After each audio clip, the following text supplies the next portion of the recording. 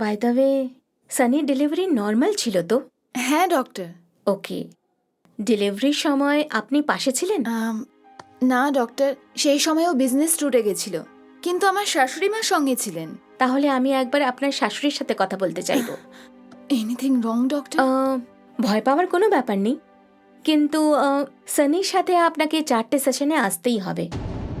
ওহো, সেশনস? আমার মনে হয় না এসবের প্রয়োজন হবে। মেন্টালি ওর কোনো অসুবিধে নেই। যদি ও নিজের দুষ্টুমিটা একটু কমিয়ে দেয় তাহলে আই বিলিভ সব ঠিক হয়ে যাবে। তার জন্য 4-4টে সেশন করা। ঠিক বলেছেন। আপনারা এখানে এসেছেন তার মানে এই নয় যে কোনো বড় সমস্যা আছে। বাচ্চারা স্ট্রেসের জন্য একটু অ্যাবনর্মাল বিহেভ করে, দ্যাটস অল। কিন্তু ভালো করে চেক করার পরেই আমি কিছু বলতে পারবো। সরি, আমি ঠিক বুঝলাম না। আপনি আমাকে আরো কনফিউজ করছেন। রকেশ,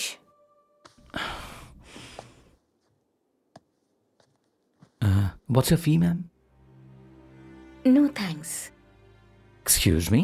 আমি এখনো ট্রিটমেন্ট শুরু করিনি।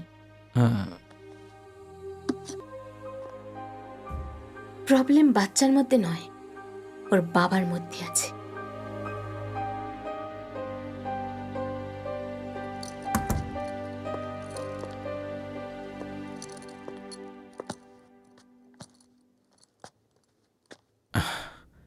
এ হয়তো সব বলেই দিয়েছে, এবারে কি?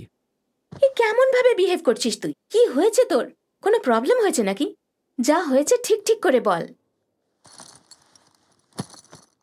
আমি এমন কি করেছি দিদি? সবাই আমার পেছনে কেন পড়ে আছো?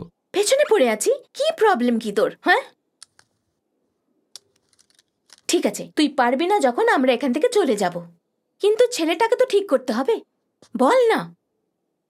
তোকে যদি ছোটবেলায় 4টে থাপ্পড় মারতাম তাহলে আজ এরকমটা হতো না। আসলে সেদিন সানি জন্মানোর পর ও একটু কাঁদেনি। নার্স ওকে তুলে বলল যে ও কাঁদছে না। ওকে কোলে নিয়ে ডক্টর ডক্টর করে চিৎকার করলো। আমরা সবাই খুব ভয় পেয়ে গেছিলাম। আমাদের মনে অনেক রকম কুচিন্তা আসছিল। তখনই ডক্টর সানির মুখে মুখ লাগিয়ে ওকে নিঃশ্বাস দেওয়ার চেষ্টা করলেন। তখনই আমাদের সানি জোরে কাঁদতে শুরু করলো, আর আমরা সবাই খুব খুশি হলাম।